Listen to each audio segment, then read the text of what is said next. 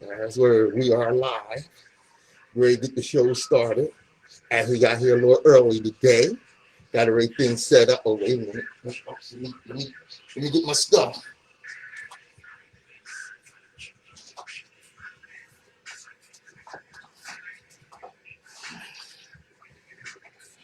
Okay. Okay. What? What the heck?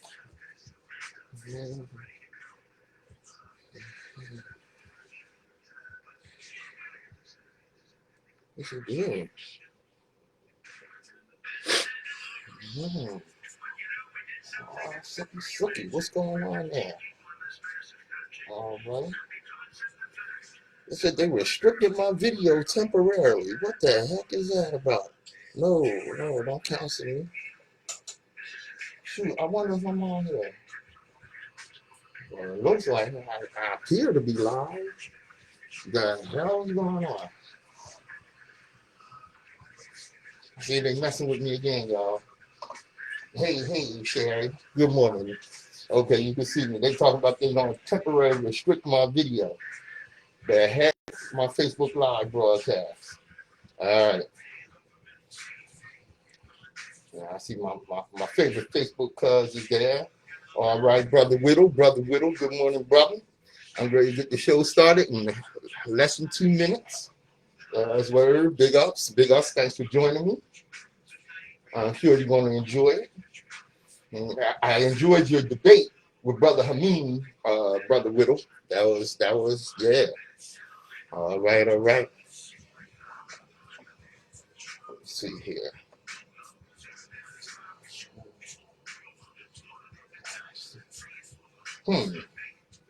Yeah, something is going on. Yeah, I see that, Sherry. I don't know what's up, man. You know, but as long as you're in there, you can see me. That's the main thing. And then I will post it today on YouTube.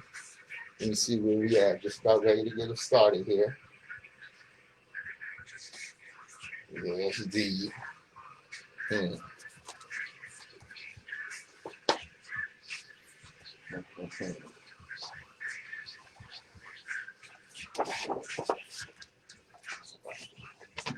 Like this.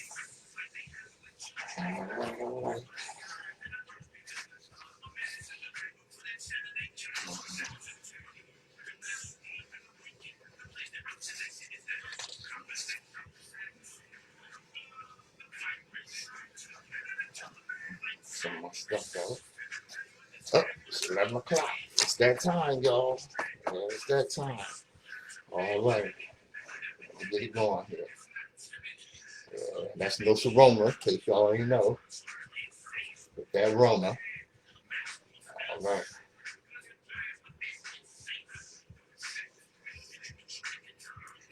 Here we go.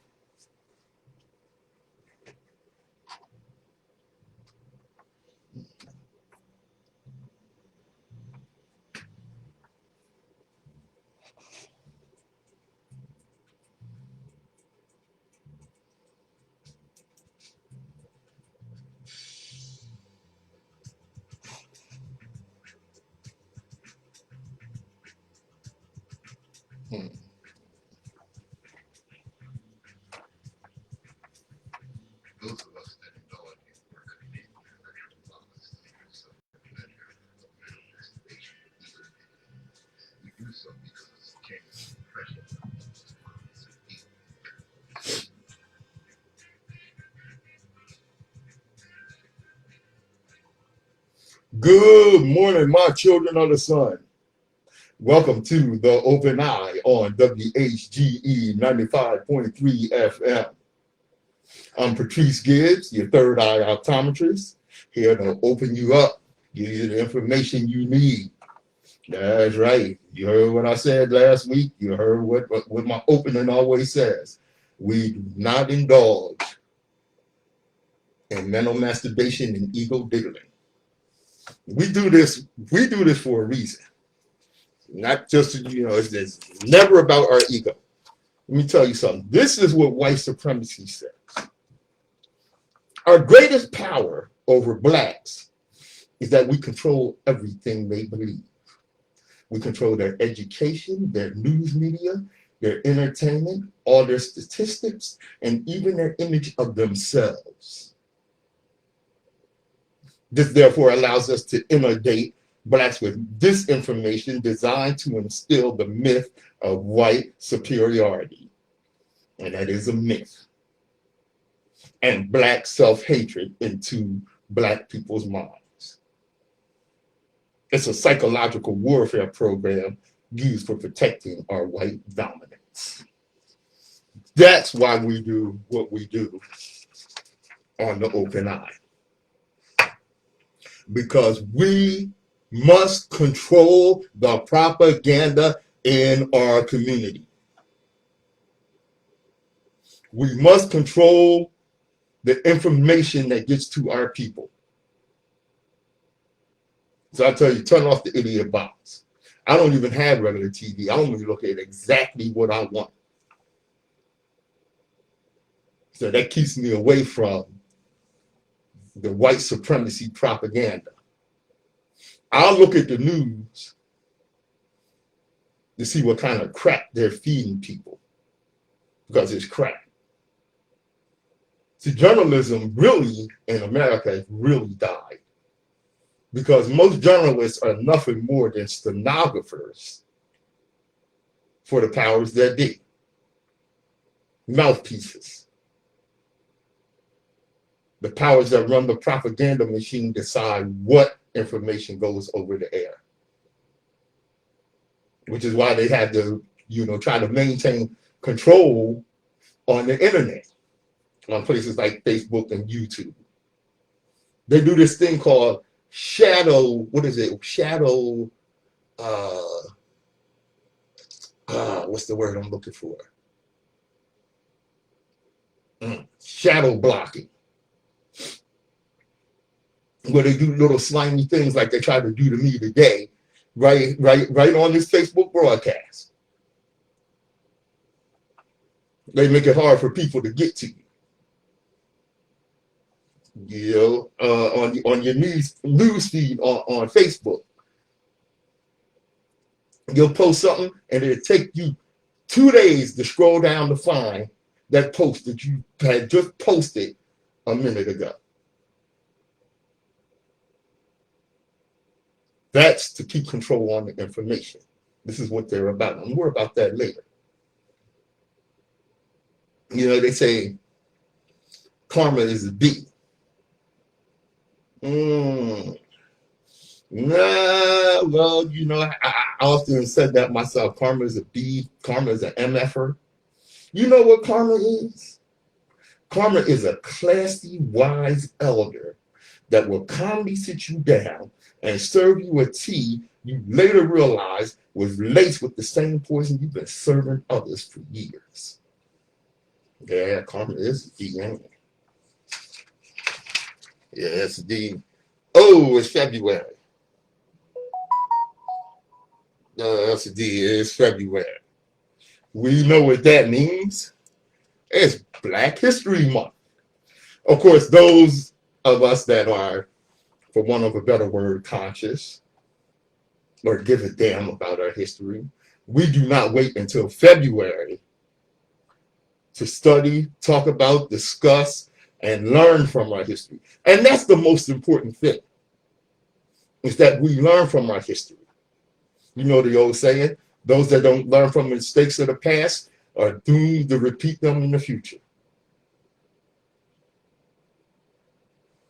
Now, the precursor of Black History Month was created in 1926 in the United States when historian Carter G. Woodson and the Association for the Study of Negro Life and History announced the second week of February to be Negro History Week. In February 1926, Woodson sent out a press release announcing the first Negro History Week. Now, those of us that don't know how it started make the complaint that, they gave us the shortest month of the year. They gave us 1 month to study our Black history. First of all, ain't no damn body say that you can only study black history in February. What the hell's wrong with you? Recognize your history 12 months of the year, 365 days a year. Black history, they did not give us a damn thing. Carter G. Woodson chose February because it contained the birthdays of both Abraham Lincoln and Frederick Douglass, two prominent men whose historic achievements African Americans already celebrated. And of course, as we went on to learn more about Abraham Lincoln, and that he was just as much a white supremacist as any of the others, we start celebrating him.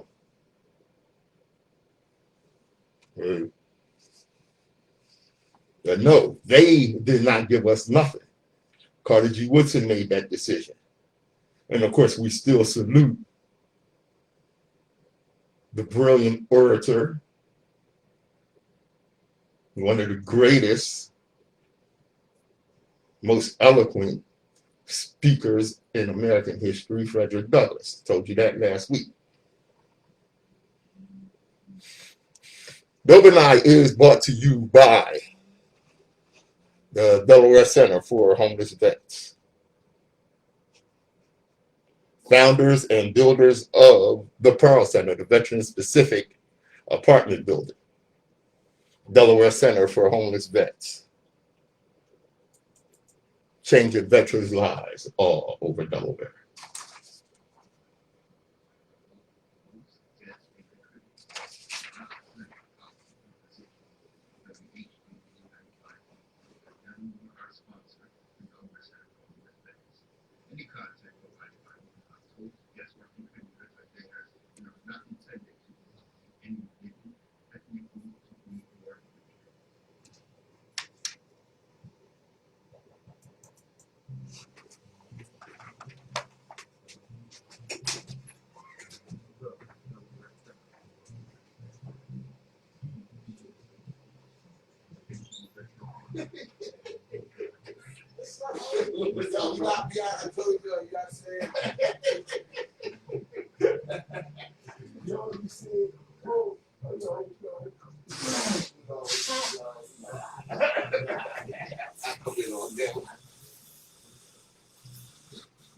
We see it.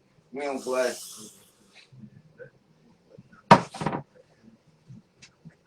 And I did it on the other door, and I said, damn, I lock holes out.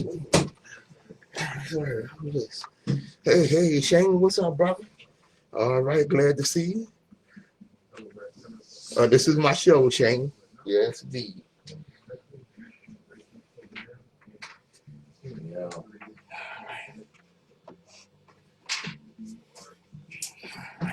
Excuse me, I had to go let the brother in. I had locked him out. All right, Nsoromma. All right, good morning, Dennis. What's up, Vaughn? Everybody coming in? All right. Yes.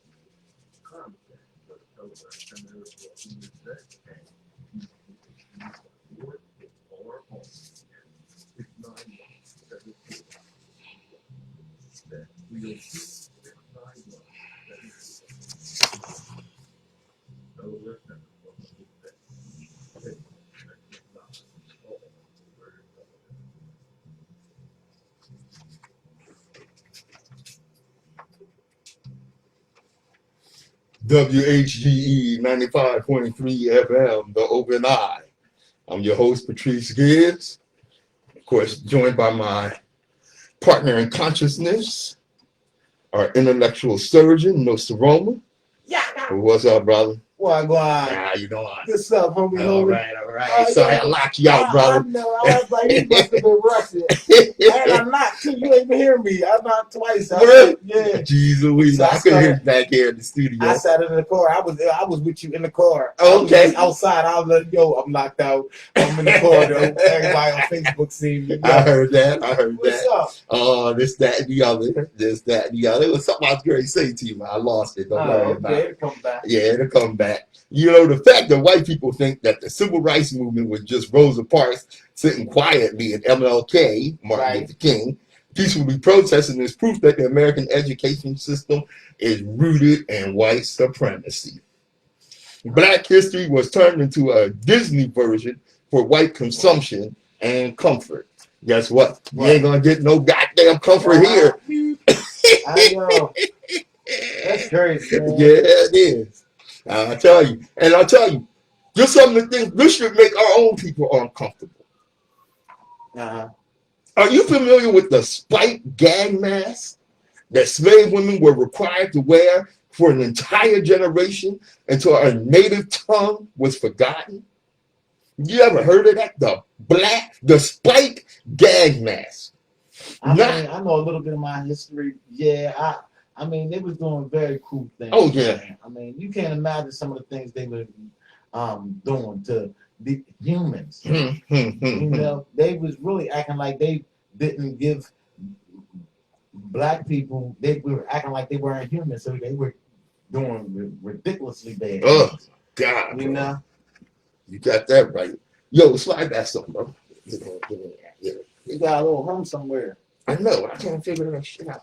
It's over there. Did I just say that? Just touch your camera over there. It seems like you want to do something over there. It might be this. You know? What's that wire down there? Yeah. Yeah. There you go. All right.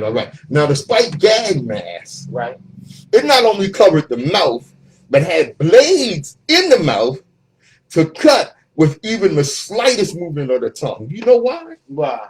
Because according to several captains' logs, the women were said to have the power to speak enchantments that would cause slave takers to drop dead on the spot. Yeah, I mean, that they adapted that language in the court system, and when you're in court, that's all they're doing is putting spells on you. You know what I'm saying? So what they did was, language is a spell. Yeah. So they silenced them and took away the language, demonized all indigenous forms of worship and ritual. Right. All right. But they got Christianity. Yeah, but they got Christianity. And I'm glad you said that. I'm glad you said that. You know, because, of course, where did we get Christianity? You know, of course, we got some people that, it started in Africa. And no, it was stolen from Africa. It was corrupted from those that stole it from Africa. Christianity was based on Kemetic science and Kemetic spirituality. For those that don't know, when I say Kemetic, I mean Egypt. Okay? You can look at the stories in what is known by the West as the Egyptian Book of the Dead, but is the book of coming forth by day and night. And you can find the story of Jesus under another name. You know, I wonder if that's going to block you when you say that. You know? Oh, you ain't in there, so. Okay. All right. So, you know, I like the way Elder Dick Gregory used to ask the question. Right. If your slave master was not a Christian, what would you do? Now, I'm not going to mess with your religion too tough because, you know, historically, the black church was beneficial to our people. All right. Because in the early days of the black church was, especially after slavery, the black church is where you went to plan your freedom. The black church was the incubator of the civil rights movement. Right. You know, and the black church in the North, when people left the South, during the Great Migration, Mm-hmm. they the first thing you did was to find a black church, because when you found a black church, they will help you find a job. You know, they will help you find housing, and yeah, I mean, amongst other things, you know, as well as you, if you came in as a single person, more likely than not, they will hook you up with a spouse.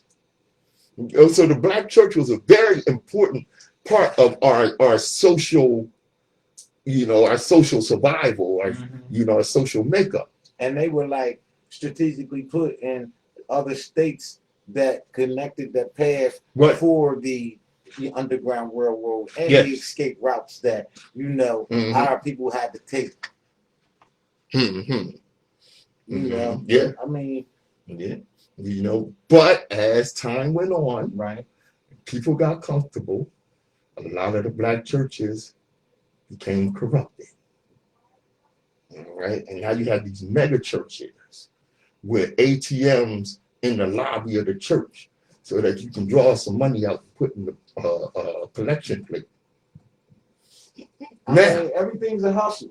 oh, yeah. America's a hustle. Oh, yes, indeed. Every day I'm hustling. I'm hustling. I hear you, that bro. ain't a joke. That's That, real. yeah, that's real talk. Yeah. Now, when you put your money in a church collection plate, Mm-hmm. what do you get back? Faith. Yeah, hope in a future after you die. And I have to die to experience heaven. I don't need that damn religion. I want my heaven right here on earth with everybody else. Anyone that tells me I should be content with accepting hell on earth when the white man, the Arab, and the Asian has his heaven here, but I gotta die to get mine, that's a religion I don't need, because that's a religion for servitude. We need to put the black church to task and ask them what the hell they doing with our Jesus money. I'm gonna tell you what they doing with our Jesus money. Man, I seen it. What? I seen Deacon Chickenfoot Deacon Chicken Foot going to the bank with a police escort. How much money y'all collecting that you need a police escort? Man, they got some of them got 100,000 members in their congregation. Yeah. And everybody get $5. Hmm. More. Come on, man, that's Yeah. See, every black church in America has their money in a white bank. It is the white banks that are funding the regentrification, ethnic cleansing movement. So all of us that go to church, we put $3 million in the church coffers every Sunday. And that might be a low estimate. Wow. $3 million goes to the white bank every Sunday. And guess what they do Monday? They take that $3 million of black people's white Jesus money, and they give loans to white land developers and businesses and entrepreneurs. They're coming to the ghetto where the church is located, buy up all the damn property, and force grandma out on the street homeless. Now, grandma been going to that church for 30 years. Grandma been giving that church $50 every Sunday. And her tithes. And her tithes. And lo and behold, grandma has to face the reality that it was her own Jesus money that put her ass out on the street. I mean, Yeah. yo, the button be late, but yeah. Yo, that, I mean, some stuff I can't even respond to because it'd be like, sometimes it's only our own fault. We really have to wake up, man. And it will never change if we as individuals don't open our eyes. Not only meaning me and you, but each individual person has to open their own eyes and recognize that this is you, and you have to make the change. And that's the only way to change be really enforced, because everyone is now involved in their own participation and participating. You know what I'm saying? Yo, so I mean, we can march, we can protest, we can do all of these other things that evolves to nothing as over the last 400 years that it has proven to be. But you know, what's the solutions and what's the right course of action to take to become a better society of human beings. Period. You know what I'm saying? Yeah. It's like a network of just false brotherhood among our community because it's been taught that, you know, and they only give us 1 month for history. Yeah. You know, we way more than 1 month worth of history. We created the essence of history. You know what I'm saying? Yeah. The history. And like I said, bro, be careful there. When you say they only gave us 1 month. Carter G. Woodson, the founder of Negro History Week, chose February. Excuse me. And like I said, when we study our history, nobody told us that we were restricted to February. You know what? I'll tell you something about Black History Month and what it's evolved into. In my opinion, Black History Month is not really for us anymore. It's to teach these other people out here who the hell we actually are. Because people like you and I study our history all year long. Don't have a problem with that. Because they only think about our history when Black History Month comes up and they put little stuff on TV, you know. But the thing is, when they do expose, you know, white America and other races to our history, they give them the impression that our history started with slavery. And it did not.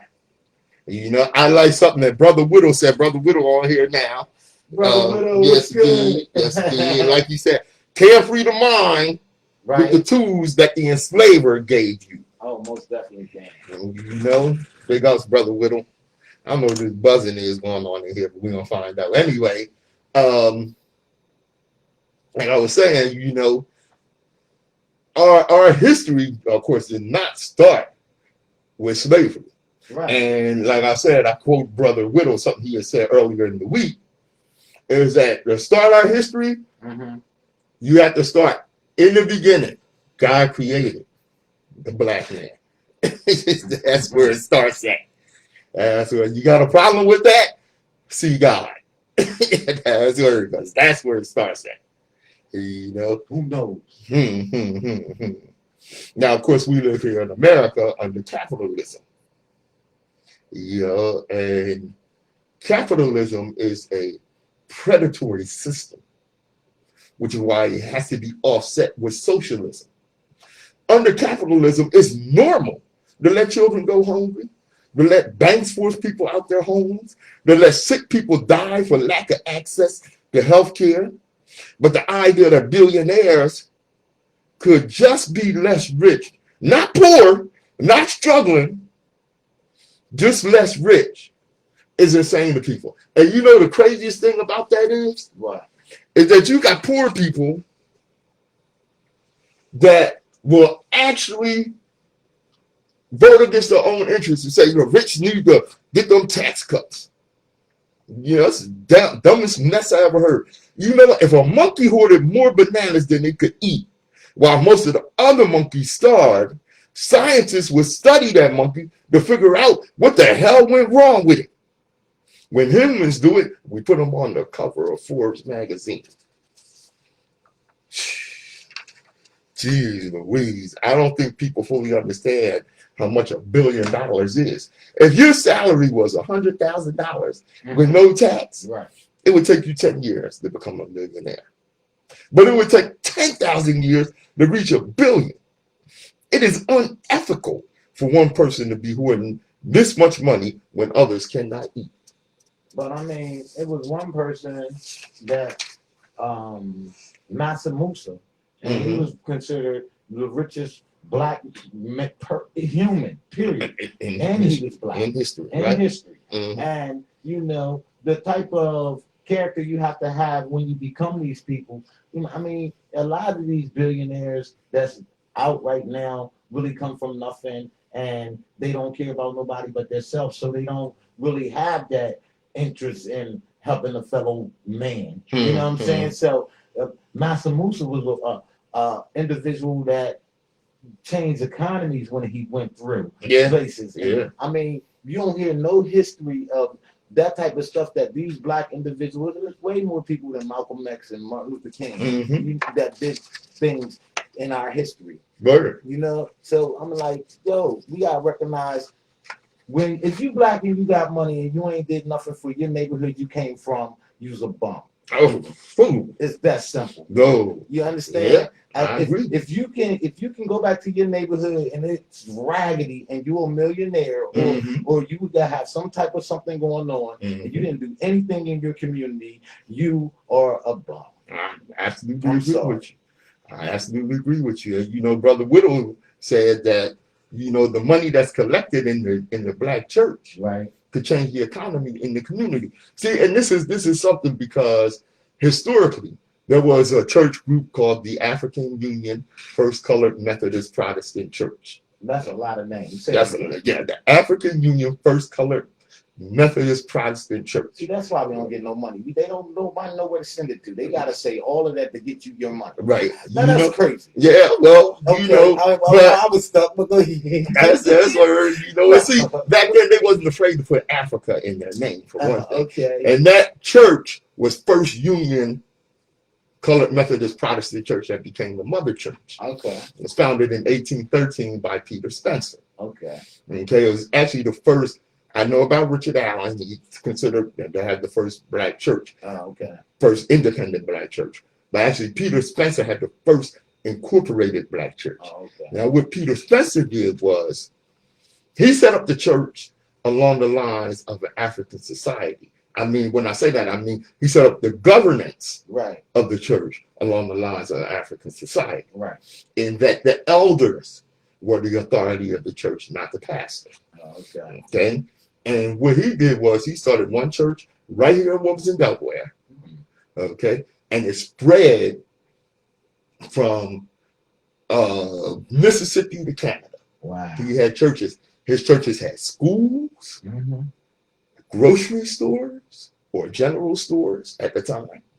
You know, and they supported their people economically, and of course they were a station on the Underground Railroad. Okay, so they were doing the do, right? You know, and the crazy thing is, white people didn't take them down. You know, that usually come from inside. Yep, it's only our own people that can take you down. That's what. You know, that's the main thing about war. War. When you know you have war with somebody, they ain't gonna get as close to you as they would like. So they have to infiltrate. And that's what the whole. That's why they go so good. Break together. It down. Yeah, they go so good together for that simple fact. You know? And that's it exactly. They were infiltrated by Negropeans who were doing the dirty deeds of their white masters. You know, and they brought them down. Eventually, that whole church conference split up. By the 90s, it was really done. Now, this is the thing. That same person that infiltrated, and now to see his kids being killed from the same people who helped infiltrate. How do you think he feels? He ought to feel awful. Oh, I mean, he ought to feel awful. They don't. No, they don't. Because it's still going on. You right. know what I'm saying? Exactly. It's still that gene has still been passed to the next individual. You know what I mean? That's wow. Yeah. I mean, it's really deep. Yeah, it is. And like I said, you know, they are some of the same people voting against their own interests, just like poor whites, you know. And the crazy thing is, right now, Joe Biden is pushing for a livable wage, a $15 minimum wage. I think it should be 25. I'm with you on that, brother.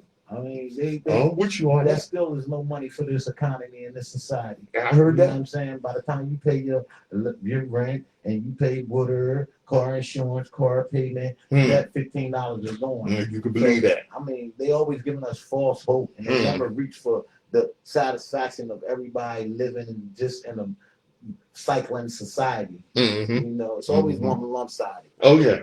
No matter how good they sound and they're saying what they say, it's always a lump-sided. Always. Wow. You know. Now, if you don't support a living wage, what you're saying is that someone who works 40 hours a week doesn't deserve a life of dignity and should be condemned to poverty for the rest of their lives.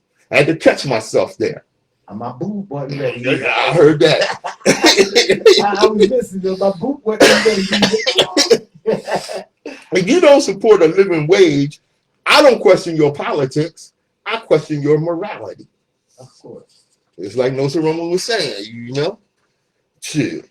Contrary to right-wing talking points, the purpose of the minimum wage has always been to provide a decent living. That was the purpose. You know, it makes you think. Now, Henry Ford, the founder of Ford Motor Company, right, who is credited with creating the assembly line that made it easier to build cars. Right. All right. Let me tell you. So, write this down. Some Black history for you. Mm-hmm. Where did Henry Ford get the idea of the assembly line? He got it from George Washington Carver, known as the Peanut Man. You know, George Washington Carver, who did so much with the peanuts. That's where he got it from. But what Henry Ford understood, as racist as he is racist, anti-Semitic, and all that. Right. Right? He hired Black people. Poor white people, whatever you was, you come on, get a job. Okay, build me. I need somebody to build these cars. What he did was he paid his employees a livable wage. The other rich fat cats consider him a traitor to their class.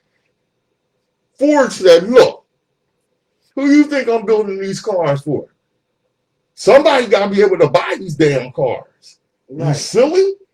So if I don't pay my people enough to buy one of these cars right. that they making, what would the purpose of me making these cars be for? Exactly. And that's, I mean, sometimes you have to use the,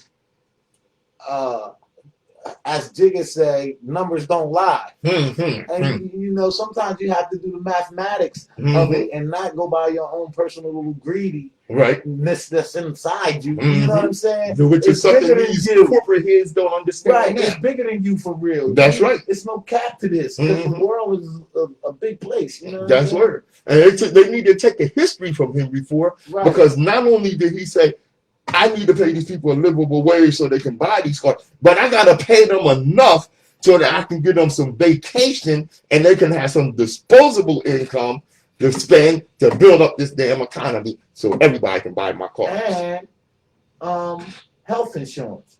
Yes. I mean, to take care of them, put them in the hospital and help them be that good worker that I need you to be. Protecting his investments. Now they don't protect nothing but their money because that's their investment. When the people it should really be the investment. You know what I'm saying? Right. That's what well, it was. Franklin Roosevelt, FDR, right, who came up with the minimum wage, with the livable minimum wage. And Roosevelt's reasoning for supporting and presiding over the creation of a federal minimum wage was clear. The minimum wage was intended to allow all workers to achieve a decent standard of living. Roosevelt added in equally explicit terms the goal of the federal minimum wage as created by his administration was to transform workers from starvation wages and starvation employment into living wages and sustained employment. The demand for minimum wage laws to improve workers' livelihoods had become common throughout much of the international labor movement, decades prior to the passage of the minimum wage laws here. These campaigns share a common goal, rectifying the fact that far too many workers were being paid too little to lead a decent livelihood. And guess what? What? We reverted back to that crap, and that's what's going on right now. Right now here in America, we reverted to that. It's so crazy. Yeah, like I was saying, the 1% hoards the money. America's infrastructure is going to crack. Right. There's some bridges you don't want to try to cross that should have been repaired years ago. Our transportation system is archaic, is ancient. Right here in Delaware, we have one of the worst bus systems in the country, but there are places actually, I found out, much, much worse as far as public transportation goes. It's crazy. You go to places like, one place, and I pointed it out before, Rwanda in Africa, in southern Africa, East Africa. Their transportation system makes ours look like it's something from the 1800s or something. You know, they have light rail, they have buses. You ain't got to stand out, all day waiting for a bus. If you get one bus here that don't connect good to another area, you got to come all the way back in town and get the bus out to the other area. That it's sorry. It's just sorry. Yeah, that's word. The politicians that's up there. Yeah. They that don't care about the structure of. They got limos and fancy cars to take them where they going. And driver's license. You know what I'm saying? So they don't give a damn. That working minimum class dude, they ain't caring about him. That's word. Yes, indeed. And Brother Whittle with us. He paying attention. He said, yes, indeed. He said that he was going to mention Mansa Musa. Okay, for those that don't know, Mansa Musa, that our intellectual surgeon brought up, Mansa Musa was the richest man in history, like Nsoromma said. He was from Ghana. He traveled from Ghana. He was a Muslim. He traveled from Ghana to Egypt, and I think he did go to Mecca. But he dropped so much gold on the people. He crashed the Egyptian economy at the time. He crashed their economy because he gave away so much gold. And it didn't even dent the wealth that he had. Right. And I think his wealth was somewhere, would probably be equal. It was crazy. He had like 60,000 followers that followed him all the time. Yeah. Like that traveled with him. 300 camels carrying 300 pounds worth of gold, like stuff like that. Mm-hmm. Servants that was like extravagant servants. Right. They wasn't. Yeah. I mean, he had like 60,000 people following you everywhere you travel. Come on, man. That's a whole his city. Dynasty is like the only dynasty that they really crumbled to nothing, to the ground. Ghana, and whoa, bro, that story is so deep. Wow. What happened to Ghana? That I almost hate to go into it because it's so deep. But I will tell you this, all right? And this is for you brothers and sisters that adhere to Moorish philosophy. Now, the Moors from Africa went into Southern Europe, conquered Southern Europe, and they were there for 700 years. Okay. When the Europeans finally got enough strength to chase the Moors out, the Moors returned to Africa. But they returned to Africa with no sentimental affection for the land, with no sentimental affection for their brothers in Africa, and they started warring on them. And when you talk about who the hell what blacks sold Africans into slavery, you have to look at the Moors that came out of Southern Europe after 700 years with no affection for their own people and started warring on them. They warred on Ghana, Sangay, some of the other countries in the area kingdoms that I can't, remember right now, Mali. So after these wars and the Arabs came in to fight against these Africans, they had been weakened by, the wars that they fought with the Moors. Mm. So they didn't have the strength to hold off the Arabs, and this is where the Arab slave trade came in. Now the Moors, having connections with the Europeans and having the ancient trade routes to the Americas, showed the Europeans how to get to the Americas and helped them start the Atlantic slave trade that decimated 1/3 of the African continent. That's how we got here. The story is a lot deeper than that, and I could give you a lot more detail, but we'll be here until this afternoon. Mm. But it is what it is. Boy, man, I tell you, like I said, like I always tell you, Our history did not start in slavery.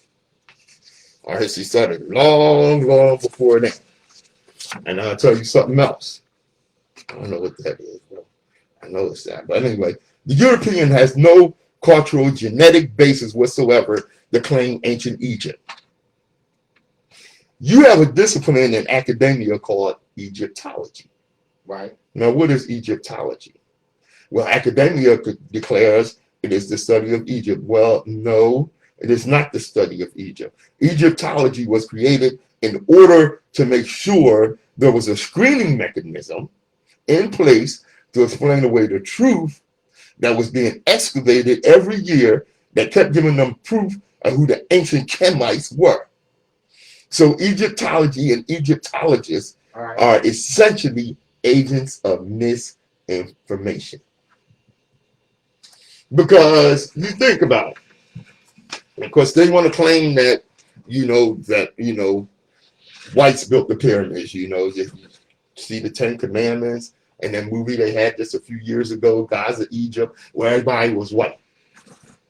Now, there is nothing in Europe, from ancient Europe, that compares to the pyramids or the monuments in Egypt.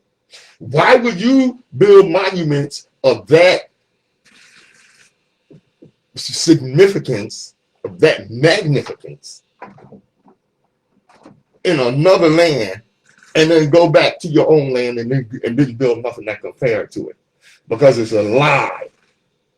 You didn't build a damn thing in Egypt. You didn't have the knowledge or the understanding. When Socrates, who is considered one of the greatest minds of Europe, Socrates studied in ancient Egypt. But guess what? What? He was but a student of the Egyptian sciences, of the Kemetic sciences.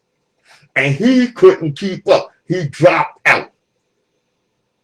He dropped out. And this was y'all's greatest mind. He dropped out. Yeah, we bouncing around here, but everything's relevant. Everything's relevant, And of course, there's some things that's going on in modern times. I'm going to get back to Egypt. There's some things going on in modern times that we need to deal with. All right. I hate that sound, man. I know, man. It's not, I'm not sure what it is. We're going to have to deal with it, bro. But at any rate, some things going on. I know. We did that last time. We do that. Yeah. I was thinking it was this because it seemed like,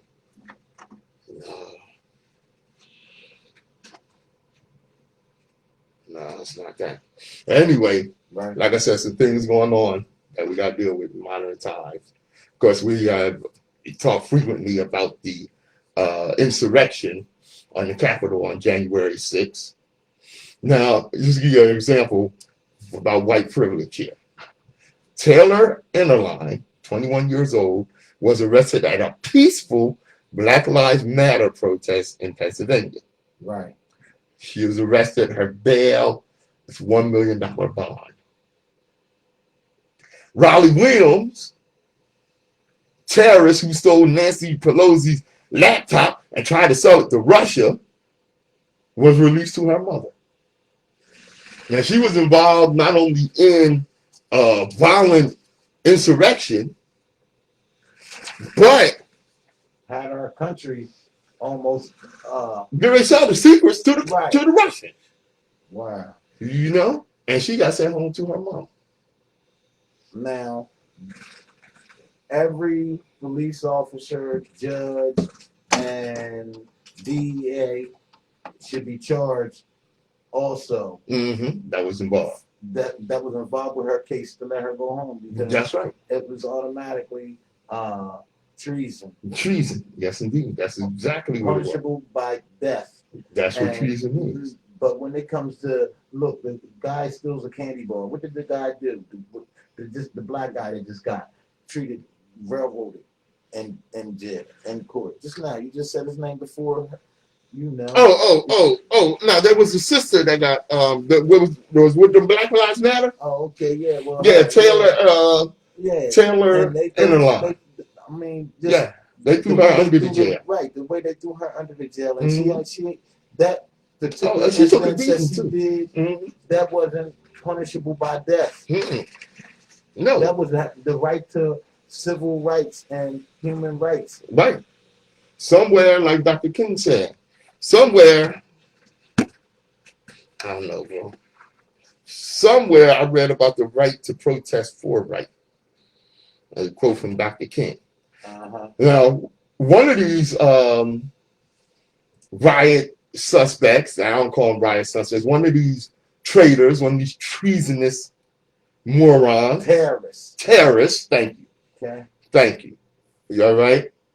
She was accused of participating in the riot, in the terrorist attack, because that's what it was. Exactly. Had the nerve to ask a federal judge for permission to leave the country on vacation.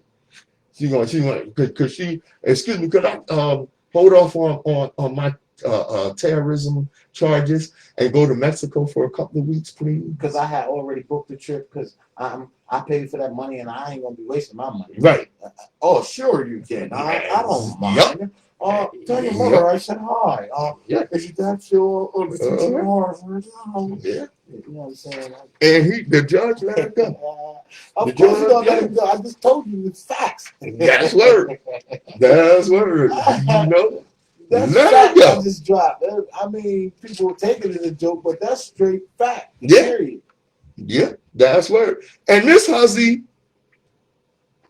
was arrested after she boasted on video she wanted to shoot Nancy Pelosi, who was the Speaker of the House. Jeez Louise. What? And y'all let her go to Mexico on vacation? Man, the next, if I ever get arrested, I'm telling you, look, Your Honor, I am a student of Egyptian history, and I need to make a trip over there to see the pyramids because, I've been studying this. Yeah, and I need y'all to pay for that. That's word. You know what he'd do? Pull out a hammer, which that club, and raise it as high as his shoulder can go because he's probably old. He'll be begging that bed. This is 200 years. Just for contempt of court. Right. That's contempt of court. No, man. Now, there's a lot of white people that wasn't with this insurrection. And some of them are these CEOs that are firing people who stormed the U.S. Capitol after seeing their photos and videos on social media. Mm-hmm. And they should fire them. They should fire them. All and inevitably that they can lead back to their organization. Yeah. That's where, and that's why. I watch CNSI. Mm-hmm. They'll find you through receipts from your dry cleaning. Mm-hmm. They'll get your picture. Get the jacket you're wearing. Yep. Find the name of the jacket, all of that, and find you from your jacket. Jeez Louise, that's beautiful. Right. So they got the face recognition now. That's weird. Face recognition is serious. Mm-hmm. Now, many business leaders condemned the violence in D.C., saying it was sad and shameful. But others who saw evidence on social media of their employees participating in the riot went a step further. Hey, Brother Vaughn, didn't you tell me to let people know to update their resume? Because there's going to be some job openings. Yeah. Goosehead Insurance, based in Texas, announced Thursday that Paul Davis, an associate general counsel, was no longer working at their company. Right. Davis wearing a Make America Great Again, MAGA cap, posted on Instagram that he was tear gassed at the riot. I wonder about that, but okay. In an email to staffers on Thursday, seen by the Wall Street Journal, Goosehead's CEO, Mark Jones, said the company was surprised and dismayed to learn that one of their employees, without their knowledge or support, he made that real clear. It was not what we weren't with that, participated in a violent attack on our nation's capital. That's where, and there's a whole lot of these companies are saying, look, we weren't with that. And they took, just think, Kaepernick through the ringer for kneeling down. Yeah.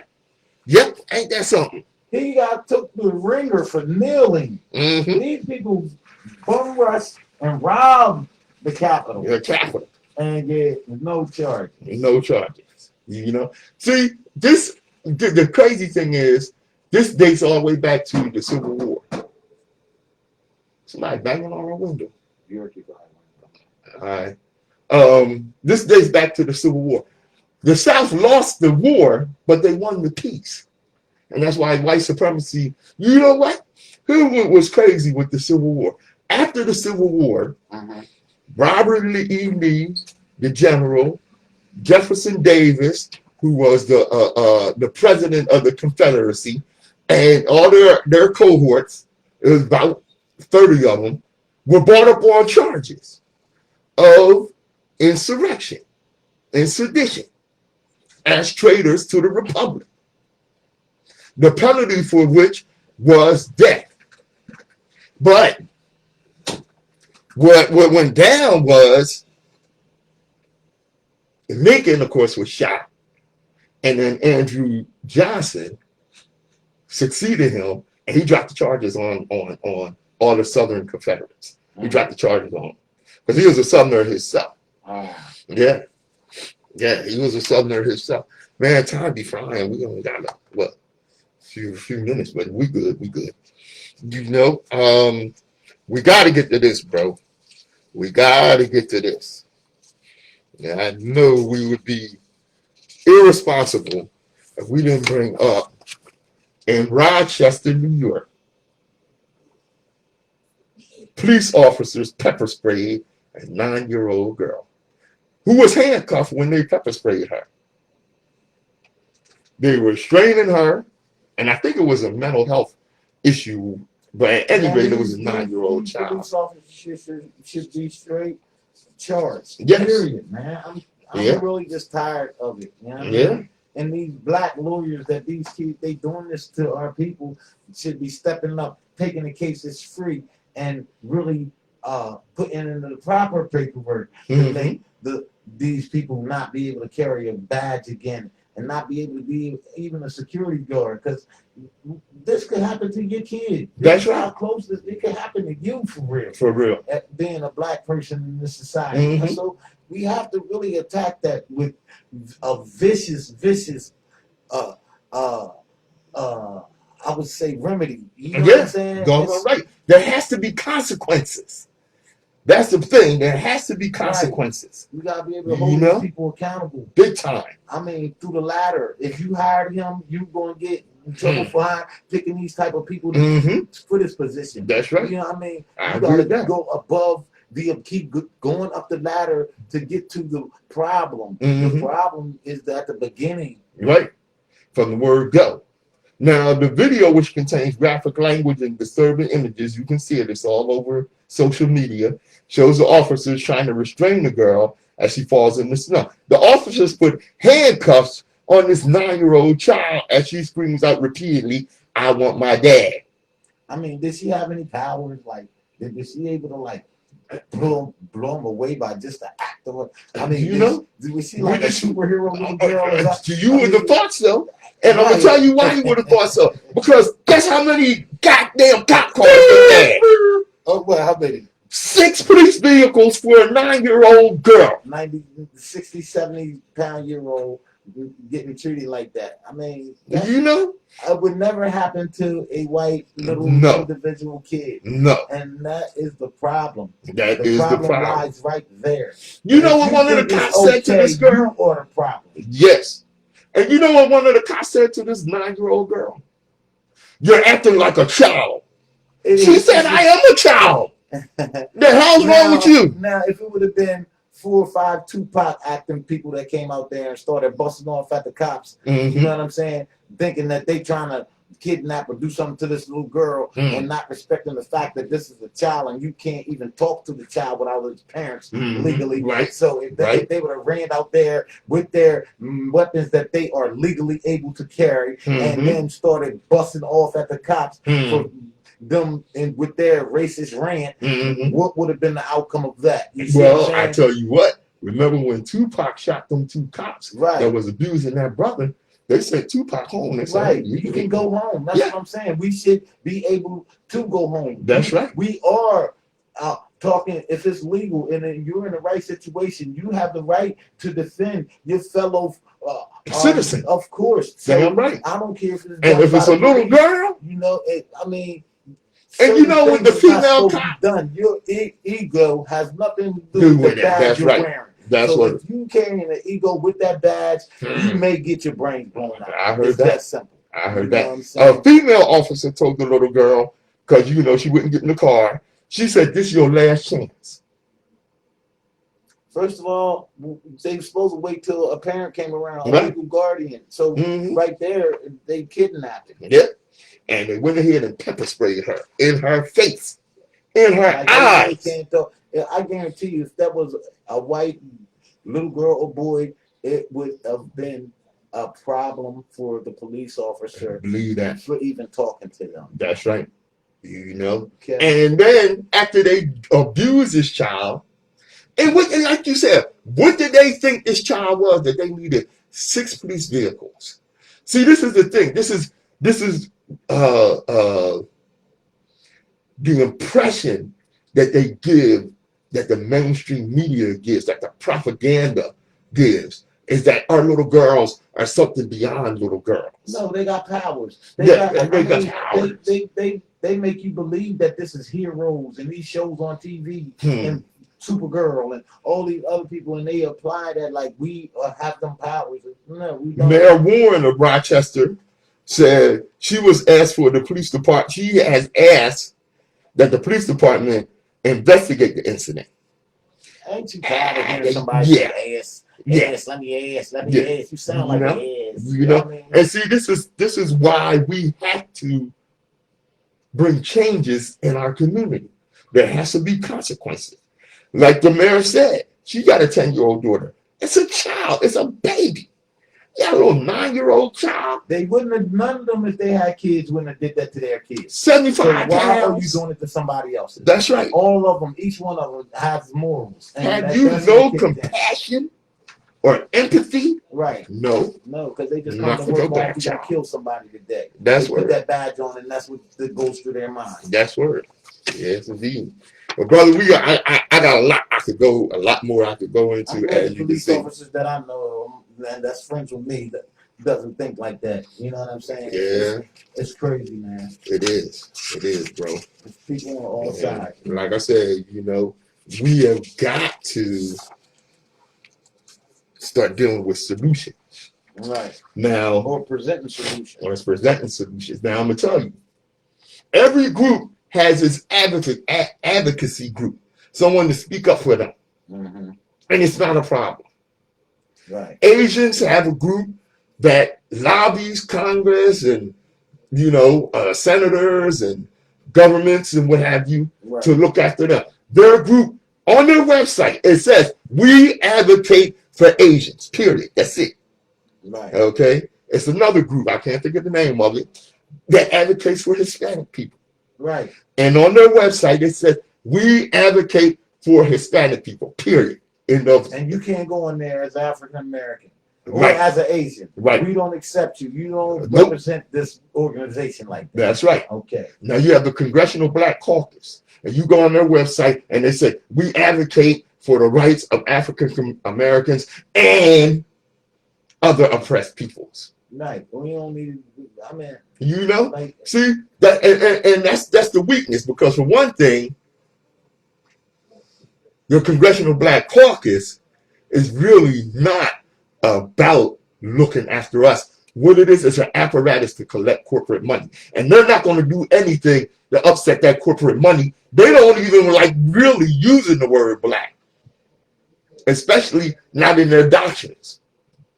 They say people of color. I hate using people of color, but because that includes gay purple people eaters and all that crap. Here's what we need. We need our own damn party. Call it the Organized Unified National Party. The OUN. Pronounce OUN. What's that spell? OUN. Pronounce that. Own. Our own. Own. The own party, the OUN, should be an independent political party. It will be open to all American citizens. I'll tell you why as we go on. The OUN's singular concern should be the plight and welfare and security of Black people in America. Now, every Black American of voting age is strongly urged to join the organized unified national party.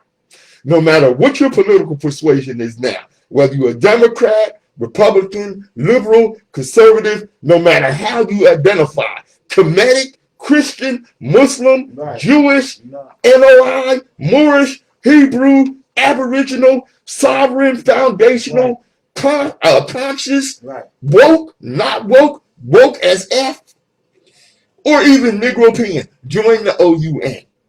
The purpose is to form a voting bloc to ensure our political and economic power. Now, for the naysayers who cry, you can't do that, that's racist. No, it's not. Any registered voter who wants to vote with the OUN in the interest of Black people, you're more than welcome. Come on. Furthermore, every persuasion in America seeks political power. The OUN is not interested in civil rights, human rights, white rights, Hispanic rights, Asian rights, Native American rights, gay rights, Christian rights, Muslim rights, nor American rights.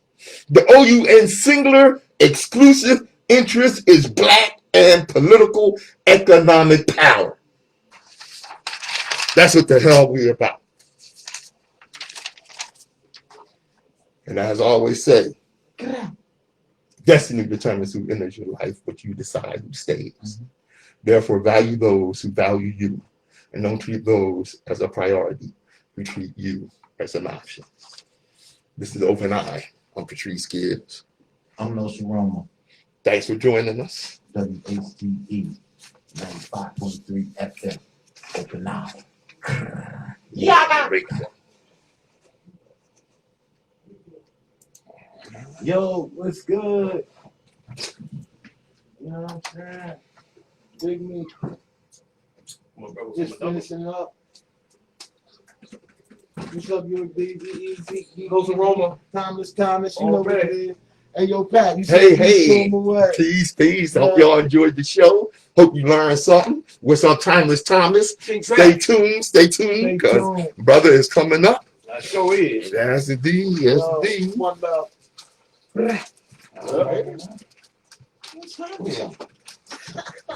Throw this in that computer for me. Okay. One love, baby. You gotta turn that volume all the way down. Yeah, man. Put this on me, please. You still doing it? On the computer part. You gotta let rock this. Yeah, you might. I'll put it in the studio. Please, man. Yeah. I see you put your thing in. Stay working. Yeah. You know. Look at man, he show. That's real rap. That's real rap.